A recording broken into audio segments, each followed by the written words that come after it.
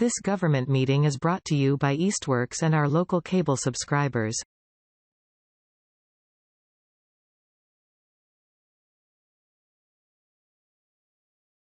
Okay, good afternoon. It is Thursday, May 12th at 12:33. This is the meeting of the Ad Hoc Senior Center Feasibility Building Committee.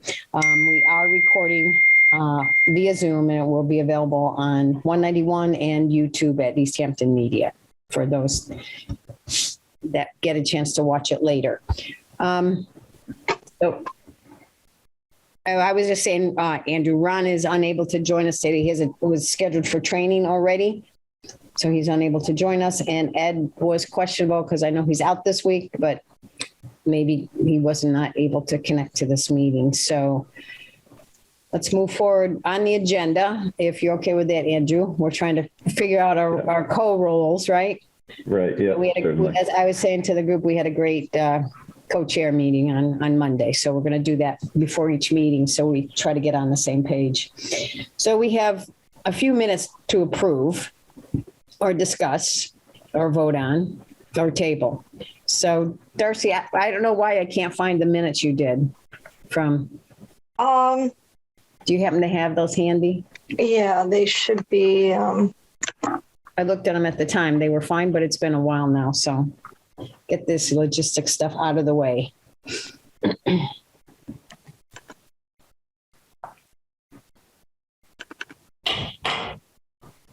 Now let me give you the sharing capability. Sorry about that. All right. Let me see where they went to. Sorry. That's right. I started a folder for this COA and evidently didn't put them in there. Evidently, I didn't either. Sorry about that. That's okay. I mean, if you need a couple minutes, we can go move on. I was going to say, if you want to go on to something else, and I'll look while you're going on to something else. Okay, why don't we just look at the April 21st minutes real quick if people have questions on Darcy's if you want them. Okay. Oh, great. Okay. You want to share that, Audrey? Thank you. This is why she volunteered to be the clerk, Audrey. Somebody has to be organized, right? Spring is not my season to be organized. I was going to say, it comes and goes. It comes and goes.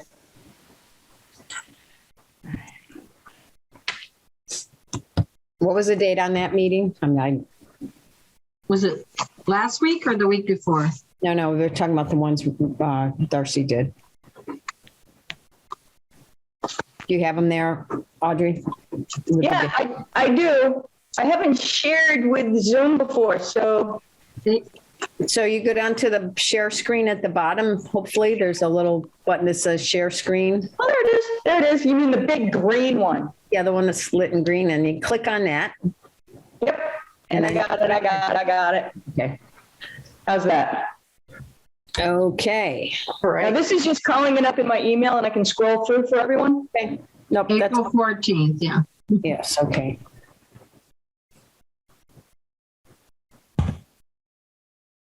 Because it was the 14th, it was 4/21, and then it was last week. Okay.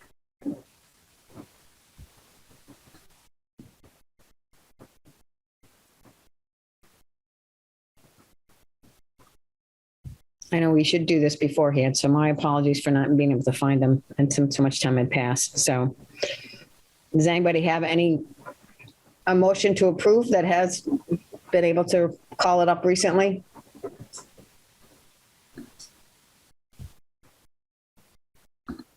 We're all in the same boat. Okay.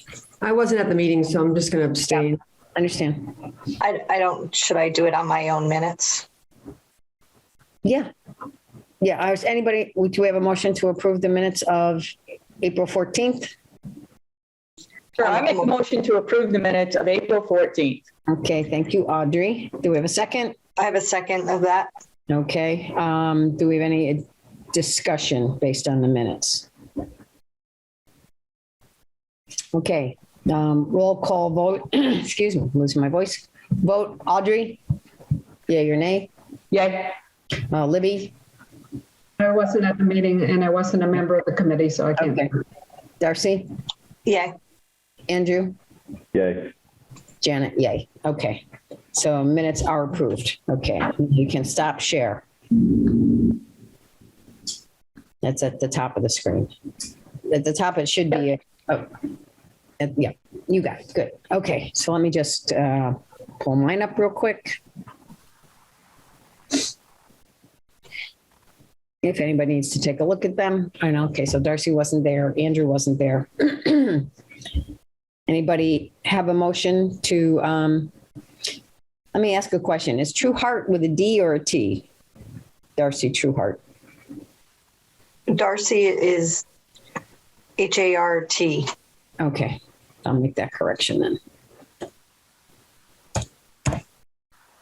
Oops. Not that far too far. Okay, thank you. There's, Yeah. Okay. So everybody, if you can get a chance to read these in advance. I know a lot of time passed because they kept getting delayed due to time restraints. And I will share with everybody that joined a little bit later that Audrey has shared that she has a hard stop at 1:30. So we need to move through these minutes quickly.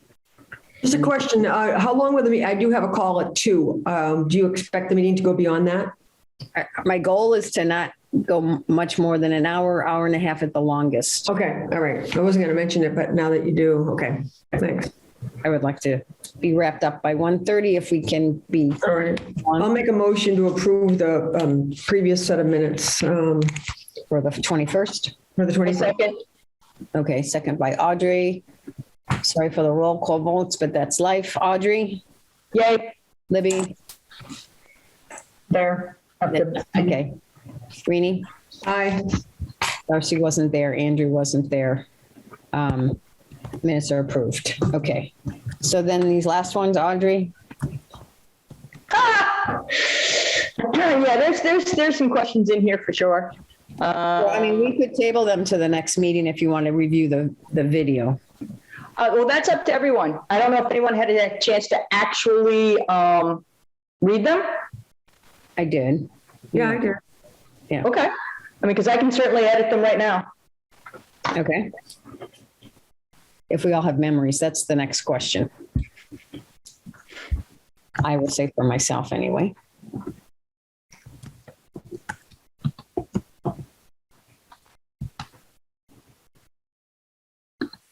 Did anybody have any questions previously to the meeting, or did people get a chance to read?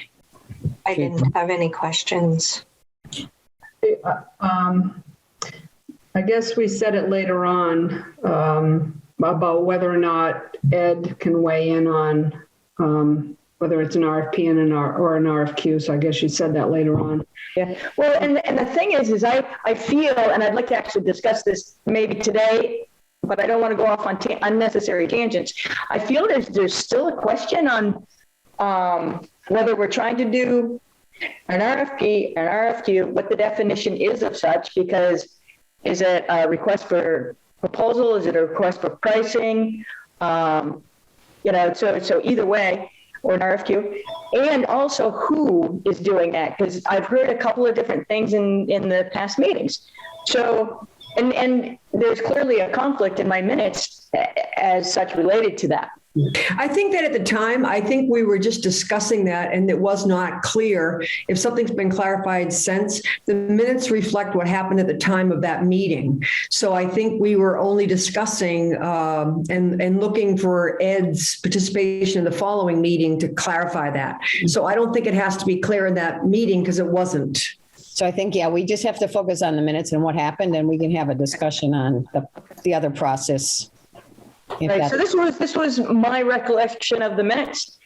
I know that you said, I said, where it said, Libby. No. Getting EDM to create an RFP, and I said a definitive no. I guess I'm not comfortable that I was at black and white. Maybe it was, okay. I don't know, but maybe if you review the video, and I did say a definite no, because if we have them create that, then we wouldn't necessarily allow them they might not be eligible to bid on it. So that would be maybe why we wouldn't want them to do it if that disqualified them. So. Well, what I heard in the past meeting, and I thought I captured it in the minutes, is that as long as we put very specific wording, because I asked that question, if they were going to be eliminated from bidding, if they help create it. And there was something about, as long as they're very specific wording in it, they can get around it. Okay. I just don't know if I had enough information or knowledge to say no to the question that was asked. But if I did say that and you captured it accurately, then you captured it accurately. That's okay. I can certainly go back and review the video, Janet. And then there was one thing about, it said that Joan, just stop right there. Joan had, explained that there was criteria that the safety complex had used from the. Oh, the quarter mile from Route 10. Yeah, and I don't know that Joan said that. I think, Joan, unless you remember saying it, I remember saying that it was suggested at a previous meeting. We hadn't really voted on it or discussed it collectively, but the recommendation was made. Joan, do you remember saying anything about It wasn't me. I know, was Rini not at that meeting? Because Rini was the one that was explaining the. Right, she was not at this past meeting, I don't think. Right. All right, then let me look that up. Okay, those are the two questions I had when I reviewed it. So do you want to table this to the next meeting with those clarifications then? Does that work for everybody? Anybody else have anything on it? Yeah, I make a motion to table it to the next meeting. Okay. Second, please. Second, Libby, don't forget you're muted, I think. No, you're not. No, you weren't that time. Okay. All in favor to table, Audrey? Okay, thank you. Libby? Rini? Yeah. Aye. Okay, Darcy? Aye. Andrew? And Janet. Okay, aye. Okay, so we'll just table that to the next meeting. And please, we'll try to read them in advance when you get them. I know that was a lot of information that went out. That way we can just make a motion, approve or not approve, modify and move on. So we don't take up a lot of the meeting time to do that. So I don't get to vote, but should I review them just to say something like that said that I stated something, I should review it or no? I can't hurt for sure, Joan. Yeah. You're a member, so you should review. Yes, absolutely. All right, so we were going to move on to Andrew's outline of the project management. Do you want to share that, Andrew? Sure. Sorry, I was taking notes here. Yeah.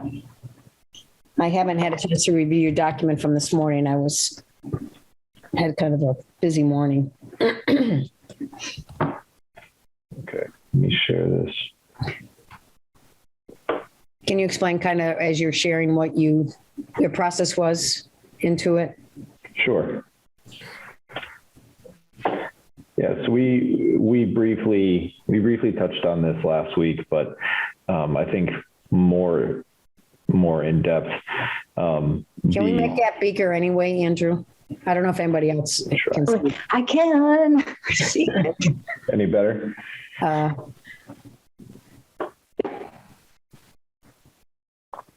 Yeah, I think I had some settings set wrong, so it's better for me. Can other people see it now? I can see it. Okay. Okay. So as I said last week, this kind of goes hand in hand with the table of contents document that I had put together and shared with the group. I don't know if anybody had any comments on that sort of outline of what the study could ultimately be, but this kind of ties into that table of contents and it provides sort of the framework as to a decent jumping off point for us to keep progress moving. Again, there's some discussion relevant to the dates on this. I mean, we're already at May 12th, and I know we have a pretty aggressive timeline. So if there are items here that need to be or could be pushed out, please let me know and I'll adjust accordingly.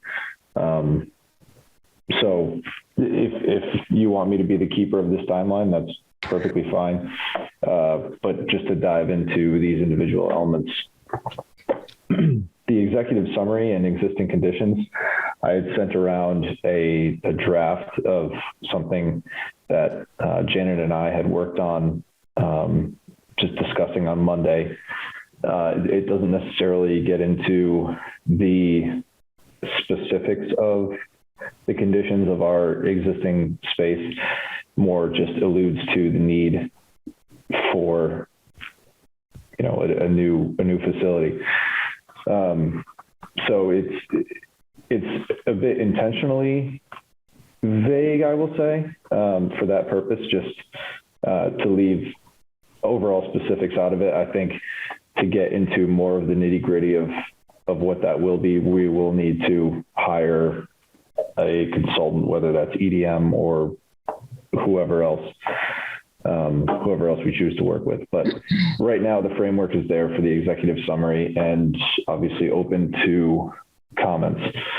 Something that I think would help move this meeting forward, and I know we discussed this last week, and I apologize that I had to kind of cut out early on that, would be the initial site option investigations. And I'm not sure where that ended up with. So I think it would be helpful to, at least for my sake, and presumably for everyone else's, just kind of review that initial site list that was put together.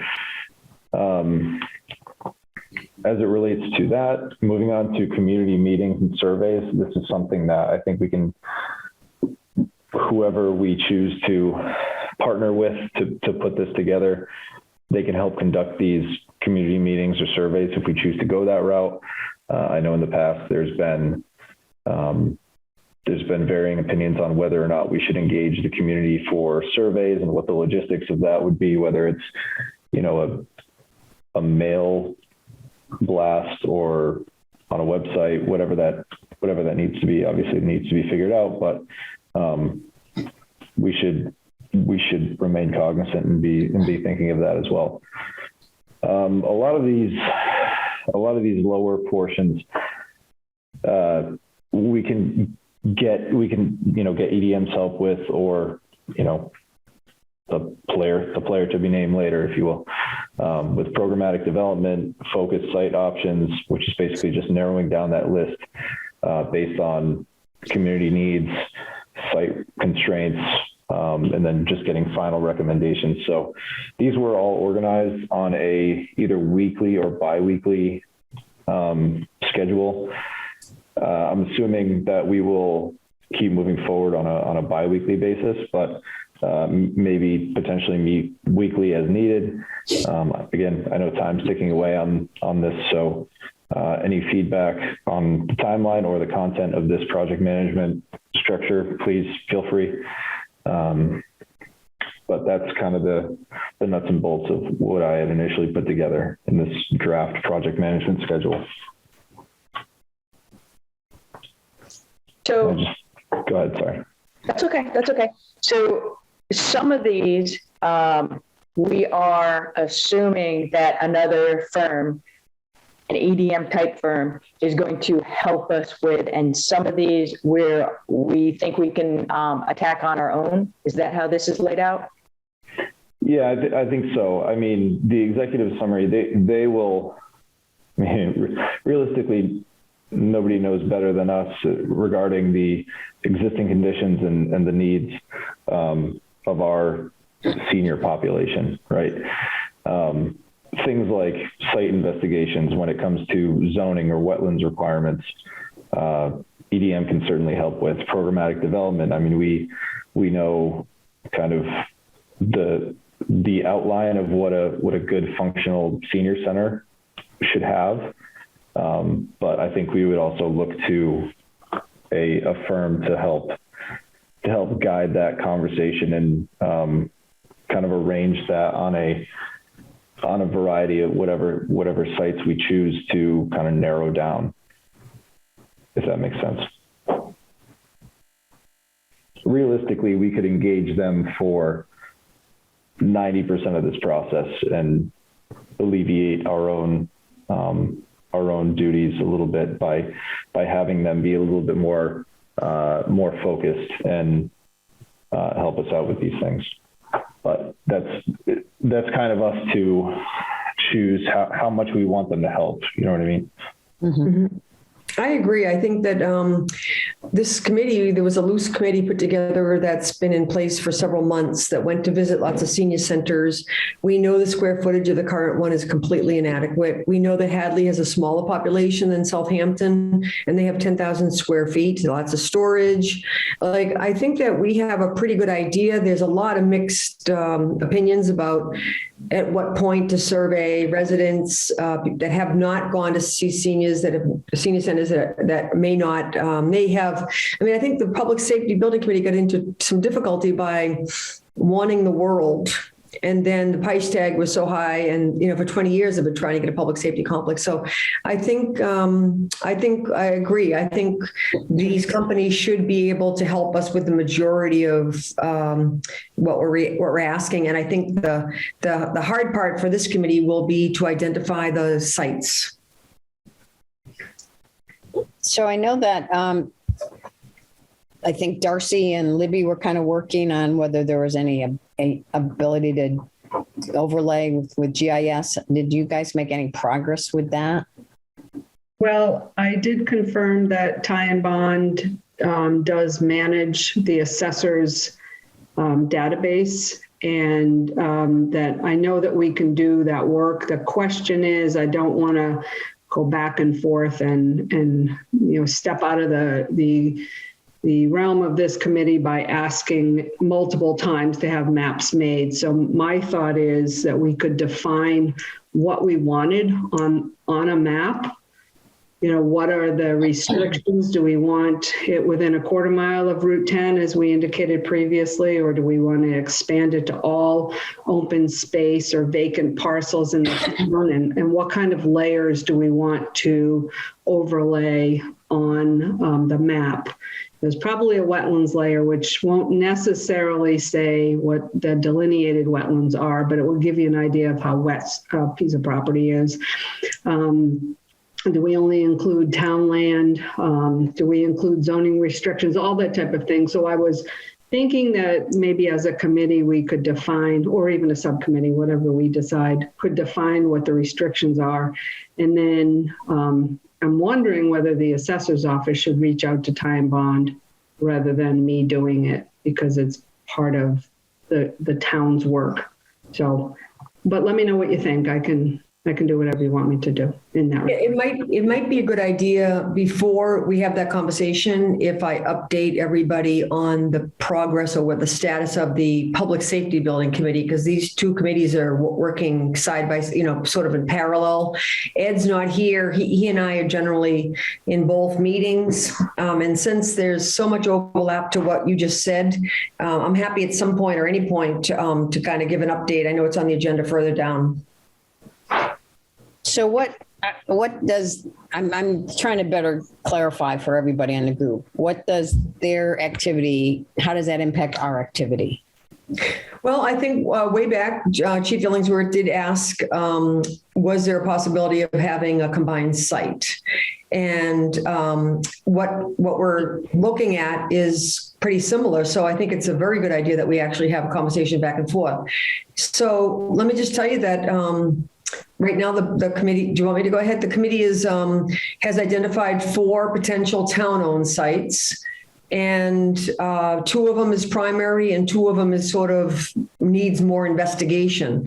The 2 primary sites are the the garage on Fulmer Road, which is 7+ acres, which is currently housing the highway department and the sand dome, whatever you call it.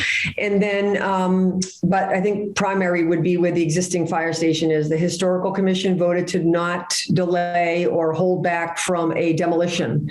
And the last time this was attempted, there was a lot of resistance to knock down the old fire station because it was built in 1860 or 50 something, and they don't feel it's worth preserving. So now the site is free and clear. No one is going to get in the way of that.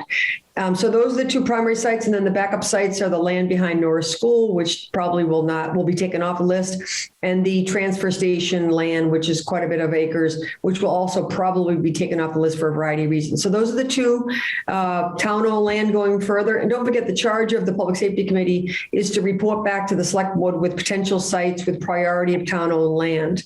So then I created a list from the actual Muni Mapper, and I know you can do overlay maps from the website. I didn't do that because I didn't know enough about it, but we did come up with a handful of lands. We looked at land that was within a mile of Center Street and Route 10. So a mile in each direction, and a quarter of a mile east and west of Route 10, because it's particularly important that a public safety complex be off of a pretty central road. So then we came up with a list of, we were looking at vacant land that was at least 3 acres and land that had a building on it that was at least 5 acres. But then we decided that wasn't enough property. If someone wanted to sell off part of their land, even if they had 5 acres, that probably wouldn't be enough. So we kind of raised it up to 10.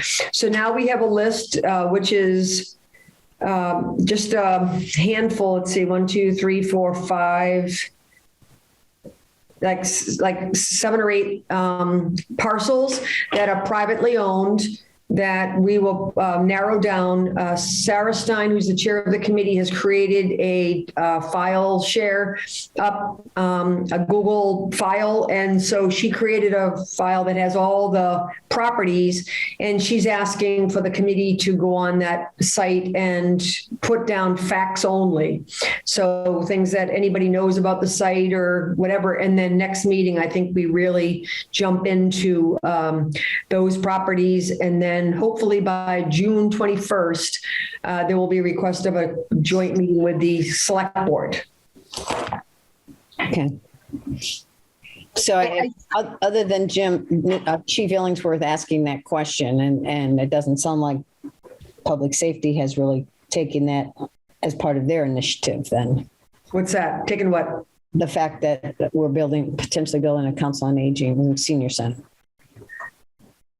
Yeah, I mean, I think that it's just important that we kind of know if we're both looking at the same parcel of land, town-owned or otherwise. I think we should make sure that we know what each other's doing. Yeah, that was just for clarification, because the chief asked the question, and that's, we don't want to ask for the same property for 2 different things. So I agree with that. Yep. I think it's a good idea, though, because the original ask for us, or that we were, when I looked at the list, was 1.5 acres, which I think, sorry, let me shut my door.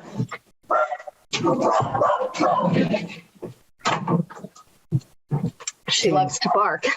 I think the 1.5 acres is, from the meeting last week, I think we should be looking at a minimum for us of 2 acres, and probably 3 might be better.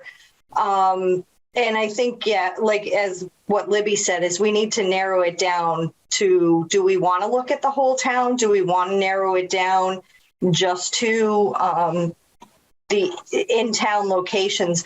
Because it's just a huge list to try to start, in a short period of time, to narrow down. I agree. Having done all that Muni mapping, and I actually did another one that had 1 mile to 2 miles out, which we never really got to because there was enough properties in the 1/2 mile to mile range. It's going to bring up a lot of properties. We had to really narrow it down. So I suspect that you're going to, with an even smaller acreage, you're going to end up with a very long list, especially if it's the whole town, it's only 3 acres.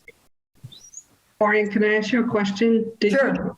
Did you develop a map to go along with the list? That's what we were trying to get at. Or did you do it on the website somehow? I did it on the website. I measured out 1/4 mile from Route 10 all along, up to 1 mile of Center Street and Route 10, which is considered the center, for all intents and purposes, the center of town.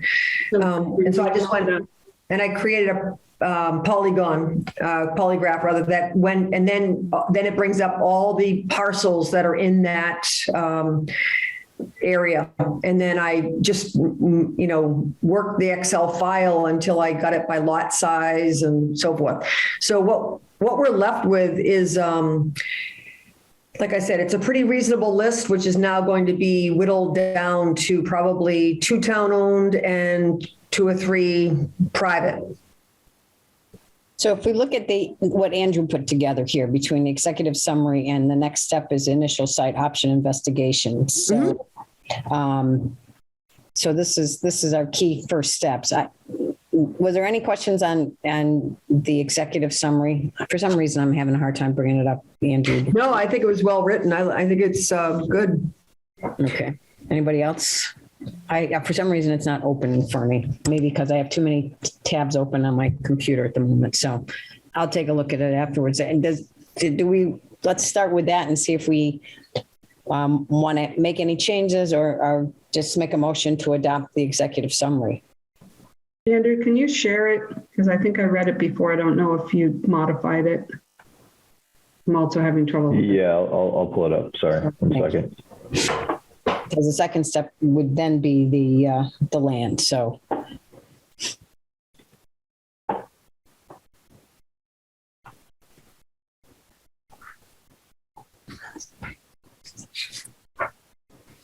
We're down to 25 minutes before Audrey, our clerk, leaves. So.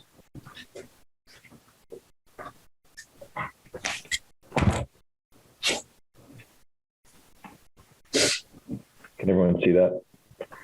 It's so professional, Andrew. This is what I do for a living.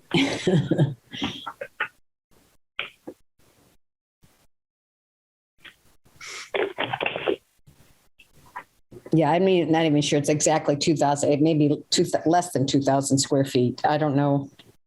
But anyway. Can I ask maybe a ridiculous question, but just wanted to air this out there. Is there disadvantage to including both the senior center and the public safety complex on the same plot of land? Mostly just wondering from the perspective of if we're looking to gain public approval for 2 buildings, is it easier to have one all-encompassing facility that'll serve dual purposes? So I have a comment about that. It could go 2 ways because they talked about possible land that we were going to share up and there could be a lot of action at a police fire safety place. I think, if we can have a separate spot, we'd be better off. I know it's the public opinion that, we're putting 2 buildings, but I think they're dissimilar. I like the idea of the highway department, and maybe the highway department being with them, but I would look at a separate building, a spot and land for the center. Yeah, I agree with you. Yeah, I think it would be tough to have seniors pulling out and then a fire truck pulling in. And again, I don't have any history. It's just gut feeling. So I don't know. I haven't done any research on it. Yeah, I'll just tell you what my sense is, and this is totally my opinion. It's not the opinion of the Public Safety Committee. We have 7 properties that are private properties that we will be looking closer at and probably whittling down. And then a letter will go out to those property owners asking if they're interested in donating or selling land to the town. My sense is that the primary sites that are privately owned are large enough to be able to hold both, whether that be close or adjacent or whatever. One of them is Clark Street. Marmon Keystone is for sale. It would be great to have either or both, not far from Conant Park. It's off of, the primary road. Gallagher owns one piece of land next to the survey place, and then Marmon Keystone, Chief Illingsworth asked them if they'd be willing to sell off a portion of their acreage, and they, I believe, said yes. The other one is the Eugene Labrie property, which is across from Parker O'Grady. And so my sense is that it's going to come down to the existing site where the fire station is and either of those 2. But again, there's a lot more letters that will likely go out. But that's just my sense. And it doesn't, I don't think that's something we have to worry about. I think we just have to do our own due diligence about what would be a good site and place and size and everything else of the senior center. But I just think it's important to know, because if we did decide that Clark Street would be ideal, we should just know that that's also a consideration for the public safety building. Okay.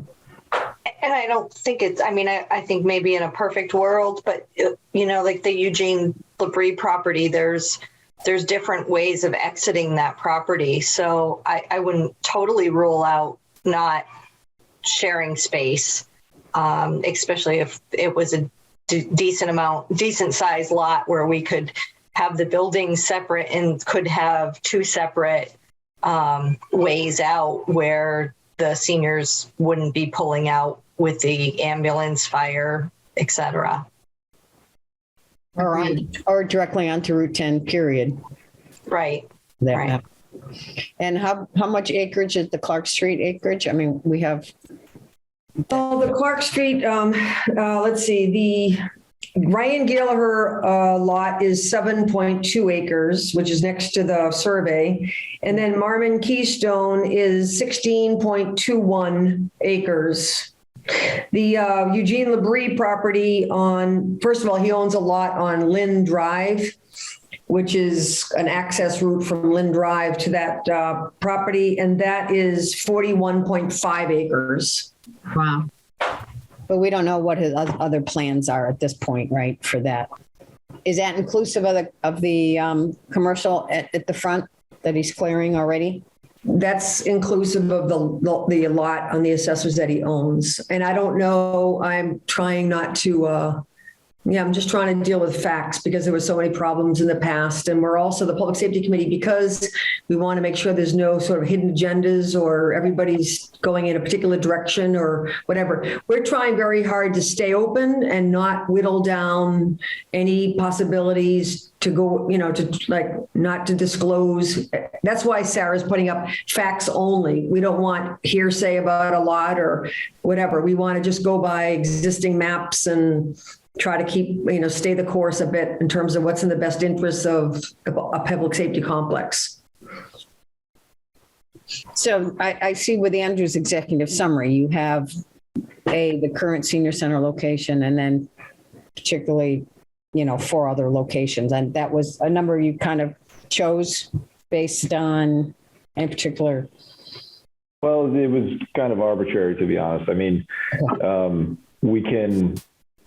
it seemed like the Excel spreadsheet of all the list of properties was pretty lengthy. So I think if we can start to narrow things down, if we have, 5 places, it's worth exploring the potential, if for no other reason, to say, well, our current site will never work for what we need. It's worth exploring that possibility just to prove that we can't accommodate everything that we or the seniors would need in that site, which is why I have the current senior center location there. But this list can be as long as it could be 7, 8, 9. The number was just kind of arbitrary. Yeah. Okay.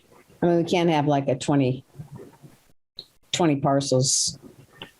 That's yeah, within reason. I don't know how everybody feels about, putting together a list, which is going to be a little bit overlapping on the public safety, but there are some lots in areas pretty direct in town that if we narrow it to that one spot, I know we're trying to save time, but if we can narrow it down to those, rule those out, or keep those on the list. And then if we have to expand, that might be a way of getting a little more narrowing of that list. Because there is, Marmon Keystone has their building, then they have a separate building lot. The house that's for sale on Elm Street has the house lot, and then they have a separate lot. And I don't know if they would be willing to divide it up or not, but there's separate spots there. which is kind of by the library. I mean, there's a few different spots that are close to town that are decent size.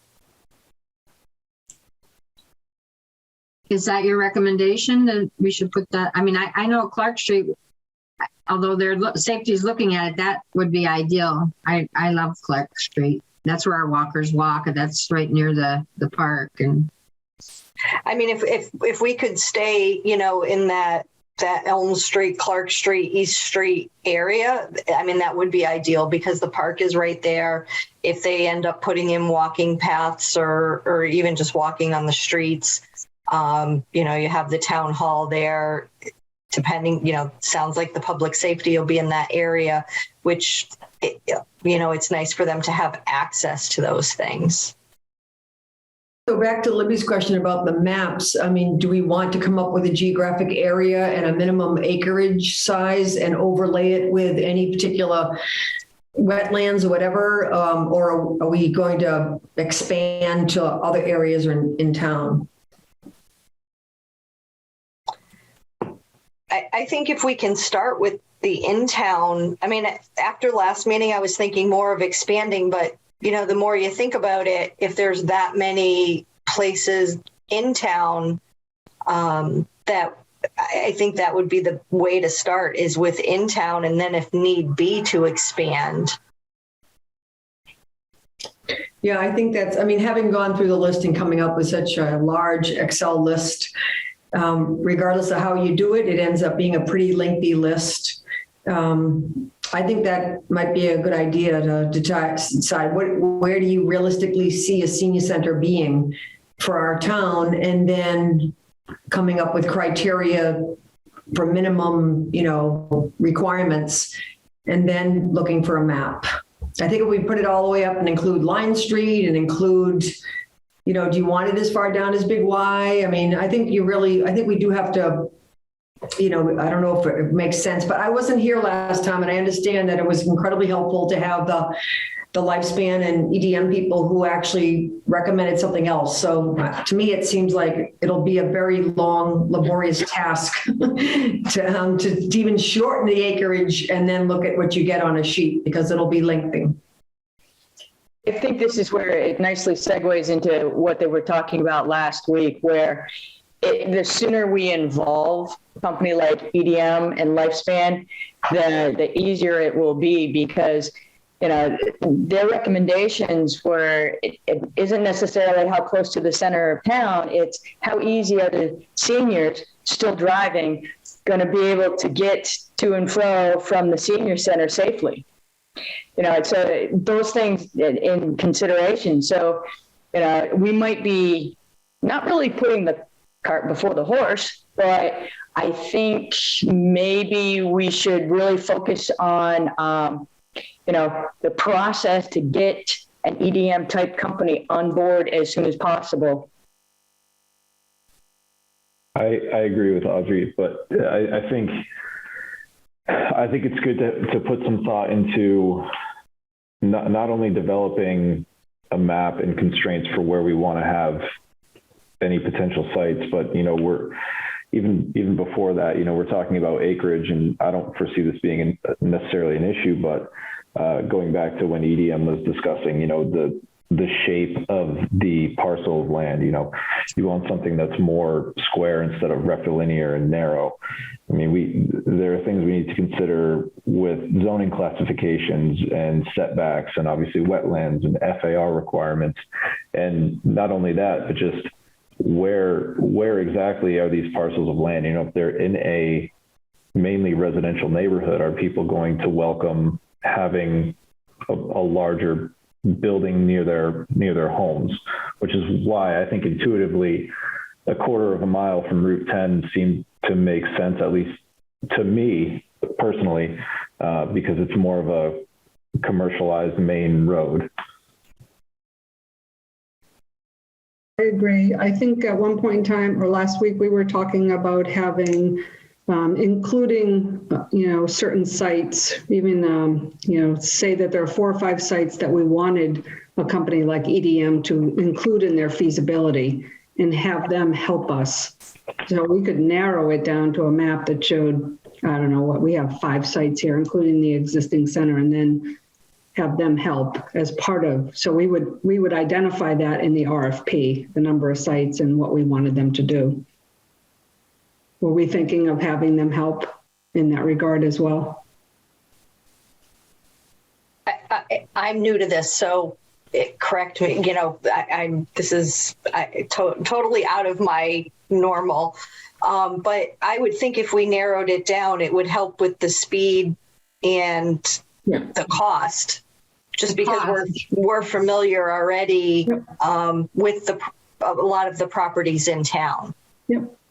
I like the idea of like Andrew said, the quarter mile, keeping it within that because it's somewhat of a commercial zone, and the idea of keeping it in town makes sense. And you might even get your 5 parcels right there, but we kind of need to look at the map. So. No, I think we also already know, do we as a committee decide that the existing site, let's say the fire station or whatever, goes somewhere else, is that a site that we would consider having it where the existing town hall is? There's been consideration, let's say the police move out of the old town hall. Is that a consideration for this? I know there's a lot of talk about the church and they're looking for some mutual relationship with the town for use. Would that be a consideration? And then Clark and maybe Elm, we could probably come up with, just from what we know, a list to whittle down and then use a map for really central areas within Route 10 or East Street. Even the Harley Davidson building, it's something that has been, and I think I would count that out now. The way they talked last week about the renovations will cost more than building it from scratch or as needed. I would let them make that decision, though. They haven't looked at that building. They made kind of a broad statement, but I'm not sure that I'm ready to say no to that building if they come in and say this would be perfect. I'm not sure if it has enough parking. So, Rini, one of the things they talked about for the Hadley Senior Center, because you weren't here, was that it was long and narrow, and that's not ideal, and that their parking lot is about 20 spots short of where it should be, and that there's no sidewalks from the parking lot to the senior center. They have to kind of walk between cars. So those are things that you may have missed at the last meeting that as selecting sites are kind of critical. So, and I don't know if they might look at something like the Harley Davidson building and say, well, that's the parking lot's not conducive. The building would take too much to renovate. I don't have those answers, but it's a possibility, and the same with the church. I would totally rule it out just because they do have land around. I know they have wetlands around them also, so I don't know that it would work. But I think when they were talking, about redoing, I think the Harley Davidson is a pretty wide open building. So I think it may not be as hard of a redo or repurpose as maybe, like the old fire station, the old town hall, for instance, because it's such an old building. It's, where the Harley building is a newer building. It's already, I would assume up to compliance for the Americans with Disabilities, all of that, the new codes as far as electric, et cetera. So I wouldn't rule it out. I don't know that it would be ideal or if it would work, but I wouldn't rule it out. I just want to throw a wrench in everything. I know we're all still in exploratory and we're 5 or 6 weeks into this now. So there has been a discussion, a thought of a Hampton Regional Senior Center, a super center that would involve Westhampton, Easthampton, and Southampton. But it would be in Southampton because our 2.5 million is, we'd want it somewhere that was accessible to all the Hamptons because Easthampton is in need of a new center. Westhampton doesn't have a center. So that was, I know financially, that could be in our favor. It could be, staffing, transportation, everything. But I don't know if I want to throw this in the mix just to give you an idea of what we could, in what direction we could go. I think we talked about that last time, though. We don't believe that the money from the will, it would make it a little bit complicated. Not that it would be impossible, but it adds a layer of complexity to the intention of the will. And I'm not sure what degree of discussion's gone on at what level in any of those communities about forming something like a Hamptons. If this is at a high level. Nothing formal. No, it's nothing formal. It's just seniors from here, seniors from there. It was just a discussion, just a thought. So how about, I'm just thinking too about keeping things moving a little bit here. Do we want to actually put some parcels right on there and then come up with some parameters for looking at lands and a map so that we can, capture some things for Libby or any of the rest of us to start to narrow it down. I think the risk is going to be having a very, very long list. I don't think we want to give 12 possibilities to a company to look into. I think we have to really be realistic about what's actually possible or doable. So I know certainly Darcy put a lot of time in. I know from what you've gone through public safety, Rini, about potential properties. I would like to start maybe fill in the blank and then narrow it down to the 5. So I think that would be a productive exercise if we have enough information to kind of throw out some recommendations that can be explored between now and the next meeting. Mm-hmm. Yeah, I think we should readjust it to not an acre and a half, because I just feel like that's going to be too small. And it would limit us to maybe future expansion 10, 20, 30 years down the road. So, I mean, my suggestion would be like a minimum of 2, maybe a minimum of 3 to look at for properties and see what we come up with that. And if we don't find anything with that, then dwindle it down a little more. But I think it's to start with a little bit higher of an acreage. I agree. Maybe we even start with 3. Yeah. Yeah, we might get the numbers that you need from that. Yeah. Maureen, do you know how to use the Muni Mapper on the website? Yeah, Darcy and I met with Dave Arnold, and he showed me how to actually do the measurements and create the what they call it, polygon or something that then, yeah. But I don't know how to add the layers of like the wetlands. You can actually do the layering right from the website. I didn't do that. We were, like I said, we were more interested in making sure we were inclusive, not exclusive. So then once we went through the list, people were saying, oh, that's all wetlands, or that's APR, or that's whatever. So we whittled it down by the knowledge of the people in the committee more so than what was on the assessor's map. Okay. So with Darcy's list and with the buildings shall we start whittling the list together, putting the list together? Mm-hmm. So do you want me to pull up Muni Mapper? Yeah, if you want to. Do you want to just kind of go through the town-owned buildings first that have possibilities, and then we can move to more the Muni Mapper or the kind of the buildings that we know, like the Harley, the church, whether those will be, and the current senior center. Yeah. So land. Andrew, type in anytime. So you want me to just go through the list and not pull up the Muni Mapper? Oh, whatever it's up to the group. I'm just saying, can we just off the top of our head put together that list of buildings? So we had the Harley building. Yeah, the Harley building. Congregational church. The current town hall. We should probably include the old town hall, just, for the first round here. That was my next one. Good. Old town hall. Is that still historic though? That one they would have to renovate, not pull down like they are the fire station? The historical commission did not vote to, they would want that preserved, even if it was bought by a private company down the road. They just think they're willing to go along with the demolition of the old fire station, not the current police station. Are there any other buildings that we are aware of? Or the Elm Street, what's on Elm Street, that blue house on the corner of Elm and Yeah, that's what I was just pulling up. I'm not sure anybody know where that is? if Andrew, the maybe. Historical Society, Is that a building that's historical as well? it's been there in town forever. Let me just. Was that the intersection of East Street and Elm?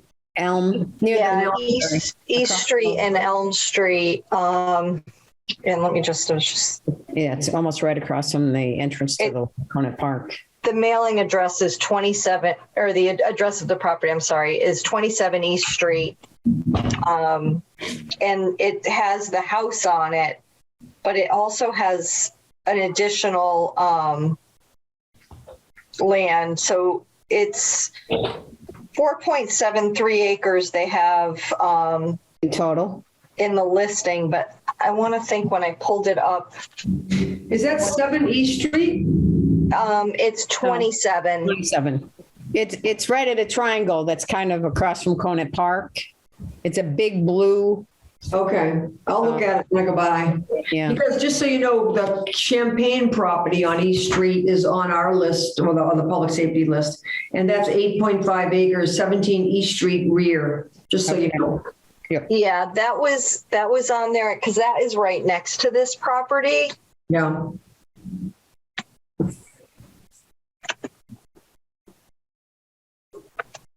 Just trying to, and I'm trying to think off the top of my head the other properties we had. And you want to pull up your list, Darcy? Or Muni Map or whichever. And a mapper would help me to visualize where they are. Yeah, then you can visualize where. Oops, sorry. Just. Who can get to it first? We have a minute before we lose Audrey. I'm keeping track for you, Audrey, I can go a little bit past 1:30, but it's tight today. You just give leave when you have to leave. We appreciate you being here. And then we'll send you the video to finish the minutes. How's that? Does anybody know the town hall's address off the top of their head? 210 College Highway.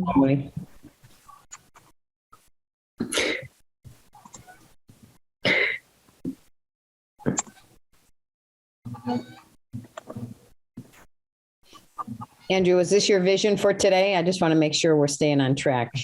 No, I think this is good.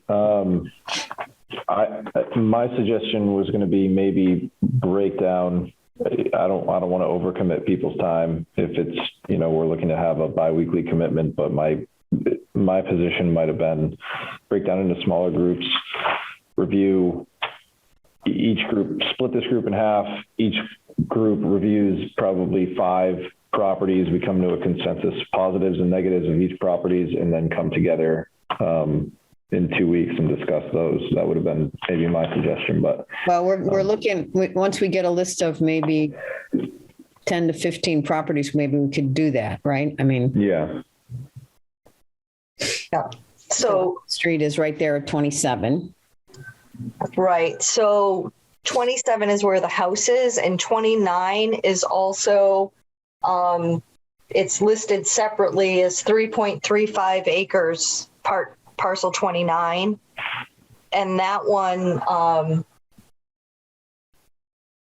it's got the pond there. So, but I think there's still might be enough space because there's both roads. And then number 17 here was the parcel Maureen was talking about. That's the Champagne's property rear there. It doesn't seem very big. The 17 one? Oh, there's 2 17s. So this one here is Champagne's. Behind 30, it's actually behind Flo's house, 39 and 41, right? So it's 17 is the number of. Sorry, I'm trying to find my. That's got to be, that's an Elm Street probably listed. On Elm, yeah. Yeah, Oh, that's yeah. I see it. Yeah. Elm Street. And then if we hop over to to Clark Street. Here's Miriam Keystone, and they also own here. And then this is the parcel that's owned by Gilahar. That's I'm not sure if he has both. You're talking about 79 over there? 79 is Marmon Keystone, Right. and 1. And then 89 is Gilliher. 89 is Gilliher? Yeah. Mr. Gallagher is one of our new customers. I don't think he's 60 at this point. Yeah, Ryan is his son. His name is Ron. Yeah. He's on the ZBA. So those are good big parcels, right? In such great area for central, but not quite Route 10. East Street's busy, but those are all great parcels to consider, I think. Yeah. Yeah. Yeah, I agree. I like the Clark Street area. Yeah. How many acres on 89 and 79? Clark? 89 Clark. 79 is 16.21. That's Marmon Keystone. And 89 is 7.238. Okay, and that's Ryan's property? Ryan's correct. Yeah. Okay.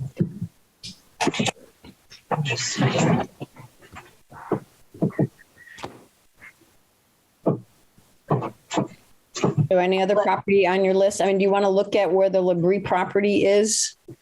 So the Labrie property, sorry, I left my mouse on my desk at the office, so I'm doing this not very good on the laptop without the mouse.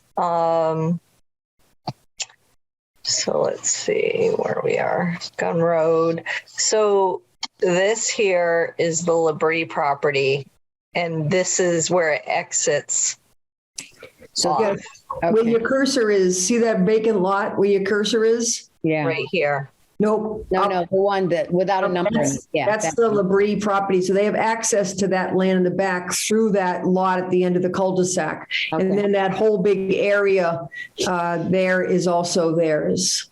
But there's also, it's a recharge area for the aquifer. So there's a concern from the public safety standpoint around any kind of fire or chemicals. That's one of the reasons I believe they abandoned the idea of having senior housing or affordable housing? Affordable. Well, it was 41 lots with 11 of them being affordable. So, Right. And it was cost prohibitive yeah. for the septic systems. And you're talking about a lot of septic. So, and what is there a lot number on that or a house number on that? What I have is it's 0 College Highway. Okay. So, But I think they do that because of why do they do that, Darcy? Because of the frontage or lack of frontage? they haven't numbered the house. The town hasn't given it a number yet. Okay. And the acreage there is 40. I thought the whole thing was 50, but there's 41.5. And then 3.39 for the small piece by Lynn.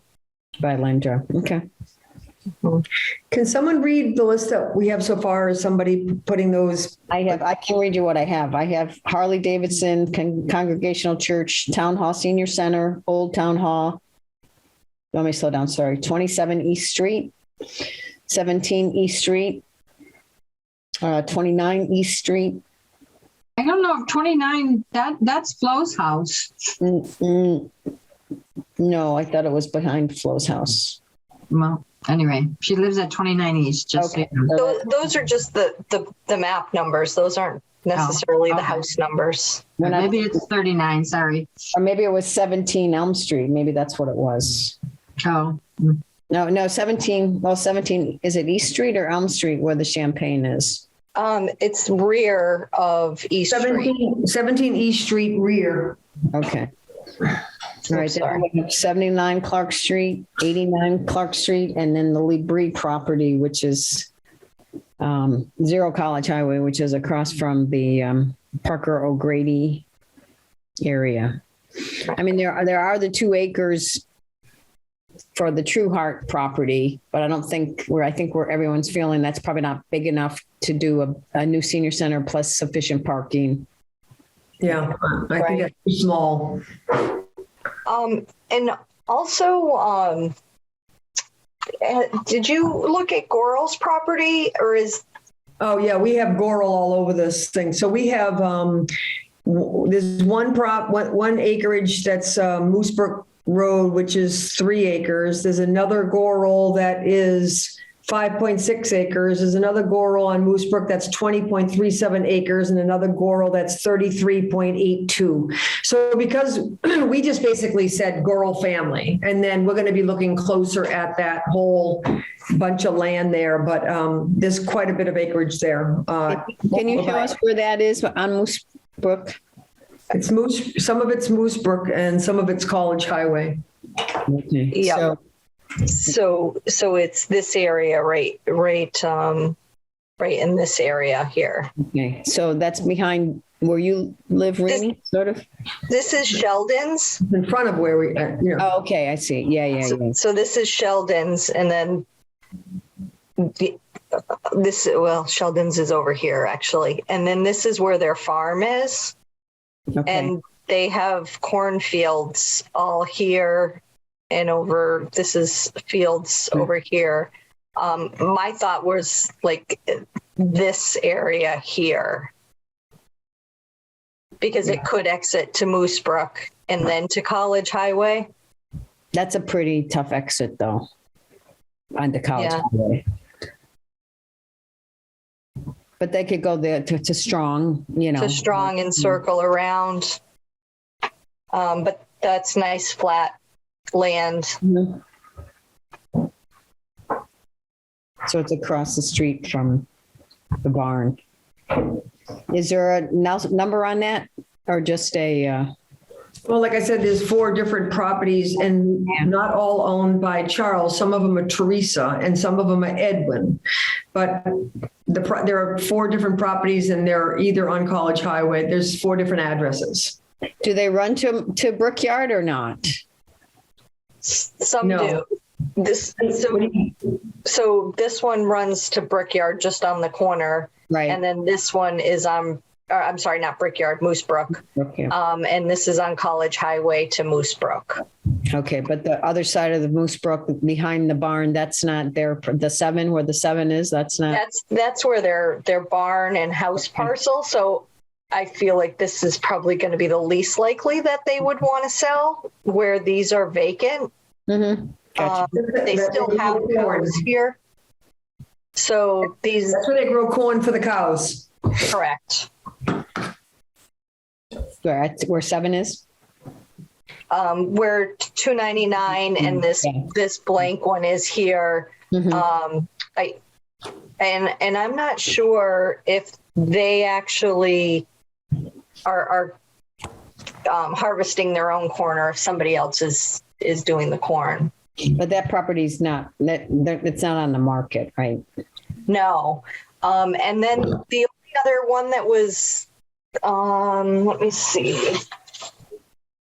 Is there town-owned property on Moose Brook, or is that just the transfer station? Just the transfer station land, but it's quite a bit of it. But there's some concern about the methane gas, where it was all. The senior center there, yeah. Yeah. That's why it was more or less removed from our list. It's still kind of there because of the acreage and because of the possibility, but likely it'll be off the list. Let me just.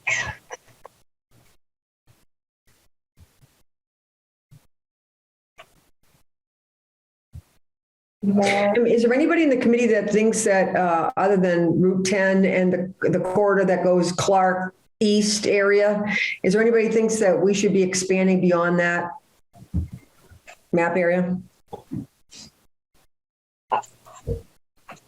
I feel if we can do it in that area, then we should try to do it in the center. Yeah. Okay. I agree. I was just wondering if anybody is thinking. Well, that rules out Hurley then. No, I said Route 10, or I said the I see. long Route 10, Sorry. or that triangle between Clark and East Street. Okay. Because the only other is Line Street, and I don't know if there's anything on Line Street or County Road. That's really a very outskirts of Yeah, town. it's also pretty developed. Yeah. Yeah, there wasn't anything really out in that area. There was some on Brickyard Road, some open areas. Yeah, but that we took them off the list because of the at least for the fire police station, it's a complete slope down going from Westfield, sort of east. It's not very conducive for. It's not very level. That's good to know.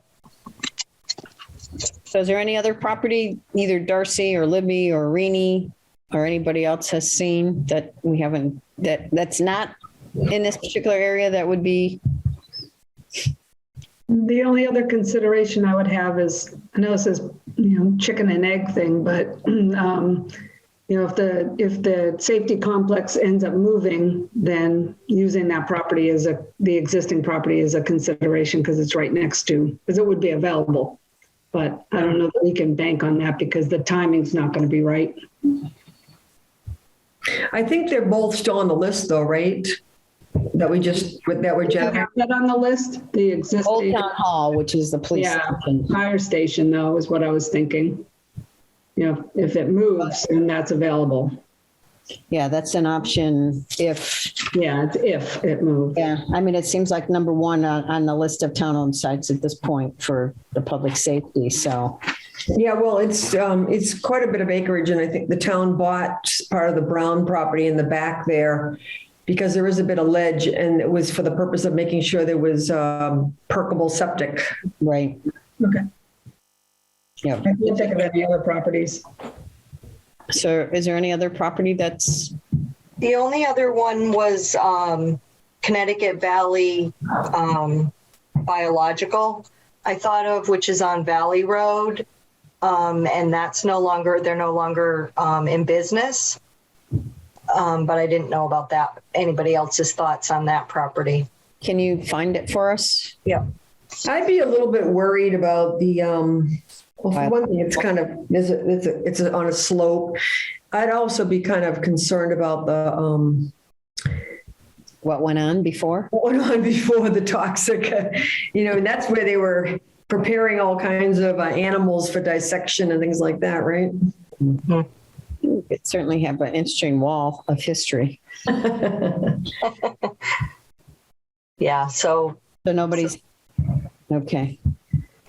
So you want to divide in the group in two, as Andrew said, and kind of take a look at these properties between now and the next meeting, or? Sure. Yep.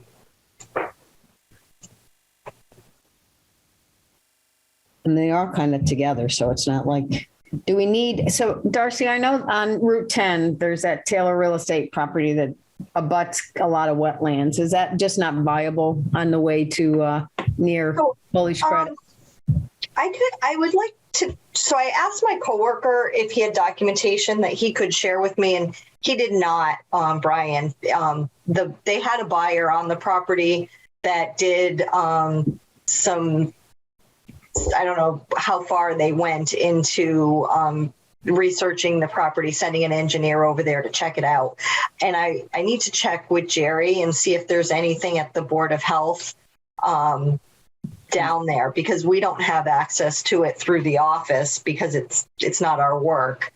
But when I was involved with the building of the Polish National, there was a very small build envelope, because you have the river in the back, you have endangered species, et cetera. So I'm not sure. I mean, I wouldn't necessarily rule it out 100%, but I don't think it's as viable as some of the other options. It doesn't look, it looks pretty narrow, I guess, considering what EDM and Lifespan said about narrow property. Well, and I think let me just try to pull it up here. I think just because of the river and stuff, it's a little tight. Yeah, that's what. Yeah, behind it. Yeah. So yeah, it's right. It's right. 32 or is it 38? I believe was. I'm trying to let me pull that one up. I really do have to 38. So it would be right here. So, you have the river right here, which, you're 200 feet off the river. And then I forget. So here's Polish National. So they had the river and they had the additional wetlands, because that was why their building was only, they could only put one building. And it was, a decent amount of land. That I think was a little more sloping in the back where 38 is a little flatter. So it could work. This here is town owned and this is conservation for the town, but this is where one of the water tanks are. Mm-hmm. Okay. Anybody want to put that on the list, or you think it's just Audrey has her hand up? Let me just. Yeah, I really do have to bug out and get back to work. If someone could finish taking minutes, I will definitely review the video because there's a lot of great discussion and I'm sure I missed a lot of good points. If you divide up into two groups, just let me know who I'm working with in the list. I think that's a great idea going forward. Okay. Well, thank you. And who can grab some minutes at the end here? I can grab some notes for you, Audrey. All right, great. Thank you. Have a good one, Audrey. Bye, Audrey. Bye-bye. So we look pretty closely at Route 10 because that was a primary area. And there's a lot of APR, the Fletchers, there's a lot of conservation, Zipta farm, there's wetlands down by Polish National. We didn't want to get too far down there for public safety because what's the point in being on the Easthampton line? I think it's less important on the senior center side, but I can't think of any other land other than True Heart, which we already ruled out because it's not enough. Labrie. I can't think of any other land that would be in consideration. Grindstone. By the way, all the work they're doing in the back is to plant hay, if you didn't know that. So that's all APR. So I can't think of any other one. there's a property next to Christ Community there. Yeah. That's even if that's 2 acres about, I think that's probably too narrow and not a good exit. It's a very odd shaped lot. Yeah. The setbacks would be very difficult to get in there to get a regular size building, square building, or there's some weird jags. And it's also in the historical district, and I think there are a lot of, the town voted against putting the Duncan there. So that might be a barrier to some people in terms of thinking once the cemetery starts that's really should be a certain, look or whatever. Okay. Hey, I know in one town, I think it's West Side, they have the cemetery and the senior center next to each other. Nah. Andrew, do you want to break up the group into 2 groups for this? I think it's probably hard for you to come look at property unless you're going to be in town one day soon. I don't plan on being in town, but I can make the trip. I think with the rest of the team, you have Ed, you have Ron that aren't here. Yeah, you can get a lot from the Muni Mapper here, I think. Yeah, and Google Earth. There's a lot you can actually get without even having to necessarily go there. Should we divide it up by Route 10 land and then the other one being on the triangle, or is that an even amount? Or what are we going to be doing with the existing properties? Are we going to do anything about that? Like the church versus the old town hall versus the current, are we doing anything about that? What are we supposed to do if we're supposed to evaluate them? I think. Sorry, Janet. Go ahead, Libby. I was just thinking that we would leave it on the list and have the architect or the firm we hired tell us that it doesn't work. I agree with Libby. The existing senior center. Okay. The same thing with the Harley building and the church. Maybe. I think so. Town hall. I think if we're dealing with existing buildings, we should let the professionals go in and give us their assessment. Just my personal opinion. Right. Yeah, I think that's a good idea for lots of reasons. And Janet, actually, why I have the screen up, Yes. this is the Harley building, and so there is more room to go in the back. Okay. Just you know. So they can assess existing buildings plus available acreage on that parcel. Mm-hmm. What's the road behind it? I'm sorry. Why don't I know that? That's the railroad. Okay. That's the bike path. Like, Oh, yeah. that's kind of interesting. Yeah. Okay. So, but we'll scratch the Taylor property, the Taylor real estate property at 38 as just not viable. I think it would be a tough. I mean, I probably shouldn't say it's my office, but I'll see if I can get some more of the information down if anything was put on record at the town hall. So that really leaves us at this point like 3, 4, 5, maybe 6 properties if we're talking about the Goro on Moose Brook property. Vacant properties, you mean? Yeah. I'm going to defer to the experts on the structural stuff, which, then we have 27 East Street, we have 17 East Street. We have two on Clark Street, 79 and 89, and then the Labrie property, and then the Goro property on Moose Brook. So this is not, we can't walk a lot of these properties. I mean, we can't walk the Labrie property. It's been pretty heavily posted as no trespassing from what I could see. So Rini, how did they, at public safety, did they just use the mapper or did they? Well, there's a lot of familiarity with the properties from a lot of different people. And so we, have another meeting on the 23rd to kind of narrow down the list even further.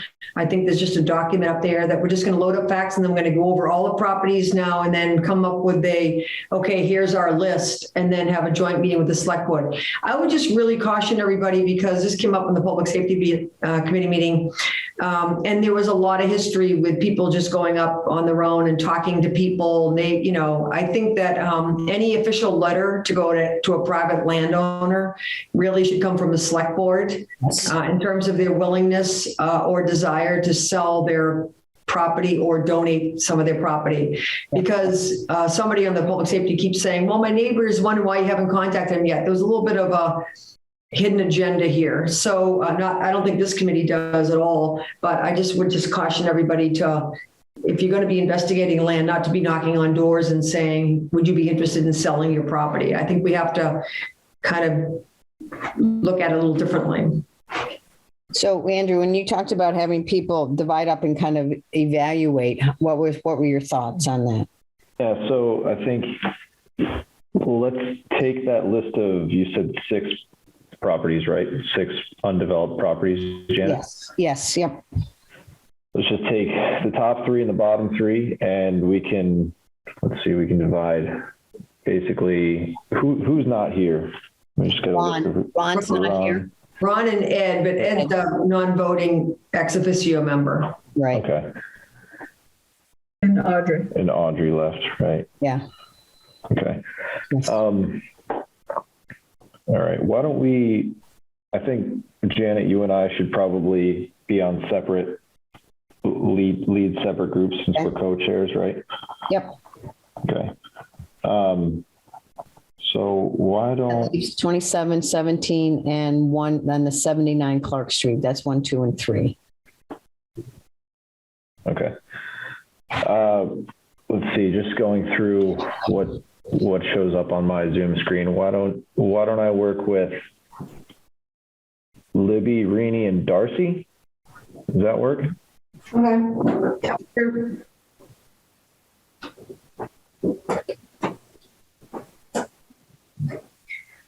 Andrew.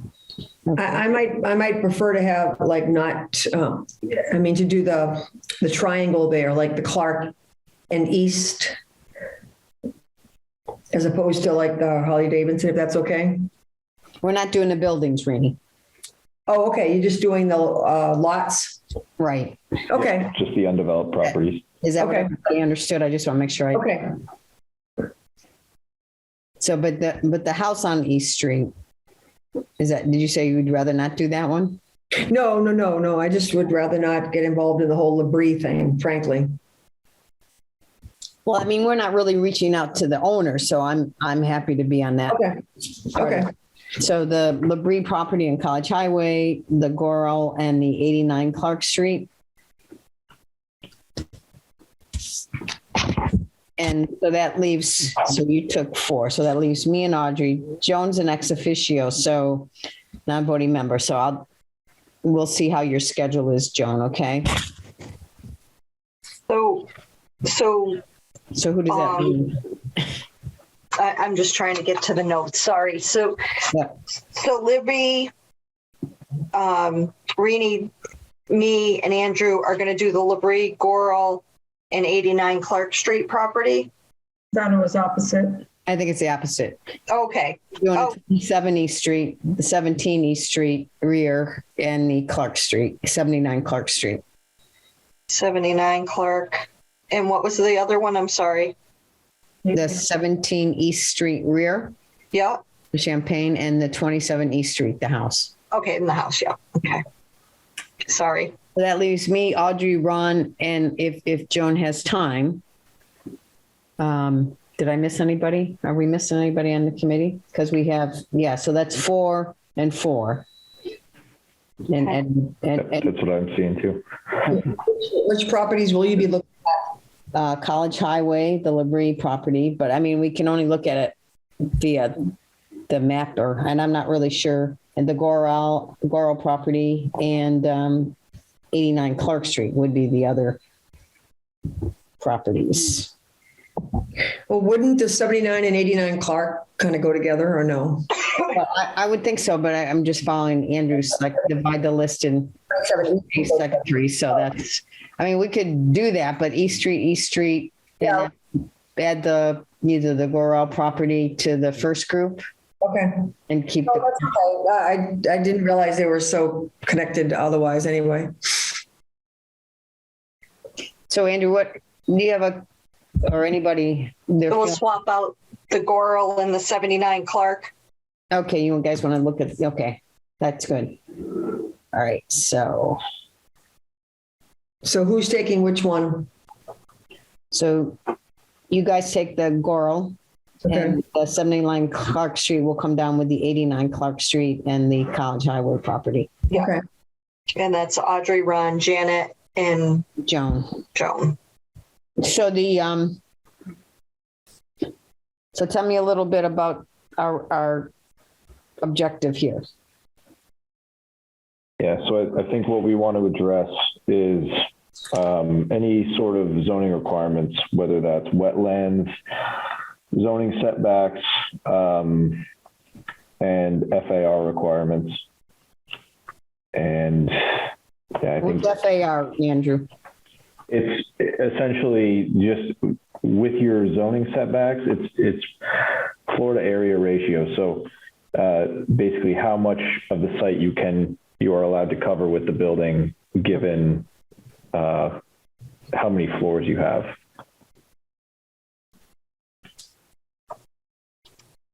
I'll send a little blurb on it. Okay. But my only thought for FAR was obviously when you're dealing with it in like out here in Eastern Massachusetts, you get taller buildings because the land is denser, right? Out there, you don't have that issue. My thought was, depending on how much of the land we can actually cover with the building, the building's probably only going to want to be potentially one story so that we don't have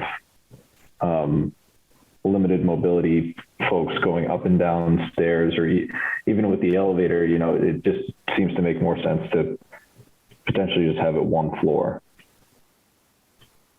I think that was our discussion in the previous committee, that we were looking for something one floor, ideally a pretty level lot area, just because of the accessibility and the continuing costs of having an elevator in the property. So if we could keep it all on one floor, and ideally a fairly level lot. And and all the centers that we've visited that are relatively new are all one level, which is why the police station becomes a little bit challenging, I think. Yeah, so I'll send a blurb regarding FAR and what exactly that means. Hopefully be able to explain it well in the email. But obviously, if either parties if any parties from either group have any questions, let's put it in an email just so that it can get clarified for everyone. Yeah, and if you wouldn't mind, Andrew, just sort of saying in the email the objectives of what we want to accomplish, and then we'll. Yep, I'll definitely summarize that. We're all doing the same thing. So This will be a learning curve, I'm sure. Better yet, I'll explain in the email, and if you think it's helpful, I'll put together maybe a Microsoft Word template that we can fill out advantages, disadvantages, just so that we all have very comparable standards to, you know, compare every property to. Yeah, I agree. that would be great. Yeah. Okay. Okay. So I know we're on our odd week. Do we meet again next week, or do we now skip a week and be in line? That puts us in following the department head meeting again if we meet in 2 weeks. Unless he has one next week, Joan. So let's try to I'm going to try to meet in 2 weeks and see if that gives us time to get done what we need to get done. That would be helpful to me. Yeah, I think 2 weeks is a good time frame to be able to pull all this together. Okay, so that's May 26th. Yep. I may be a little late to that meeting where I can actually hop on my phone, because I just have to meet a contractor at a property. Okay. Okay, good. All right, anything else for today? I mean, we didn't really, I'm hoping everybody's gone through some of the content that we've all kind of gathered. I think Andrew's been using some of that for his executive summary, and the statistics that Joan forwarded to us for growth over the next 10, 20 years, projections. Based on our data from Lucy, we have like 2,059 seniors in town at this moment.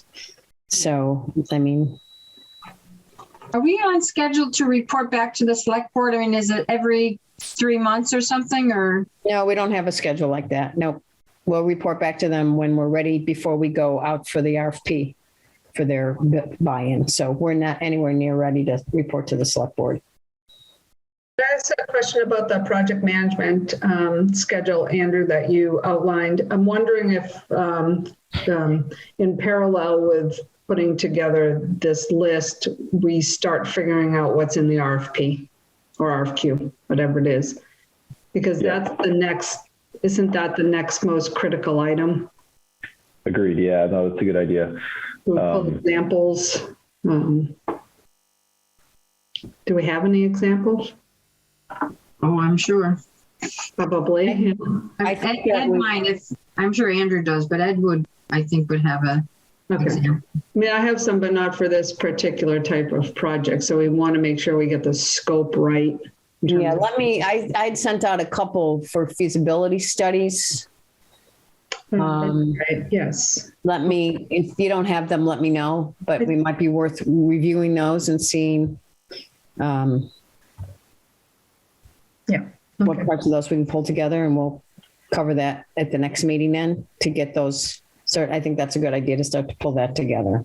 Okay. I just don't want to lose 2 weeks. Yeah. Okay. So shall we So what would your recommendation be, Libby?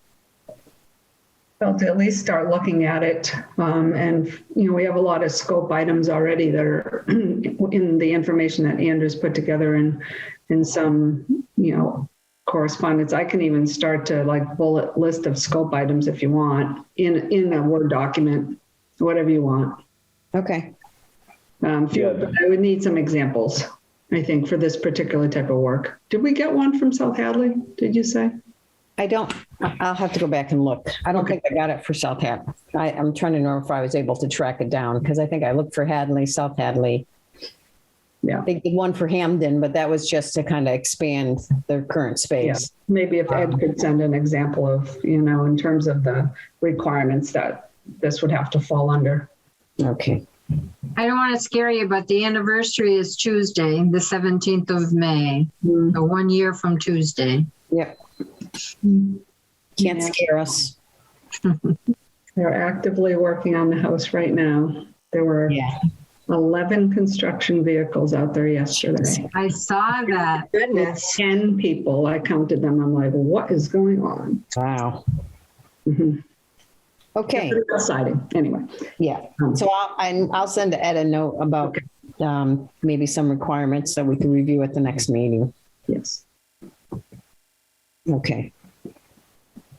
All right. Okay, so Janet, if you could formalize an email and just send it around, breaking out the properties and teams, and I will send around the template that we can use to compare properties.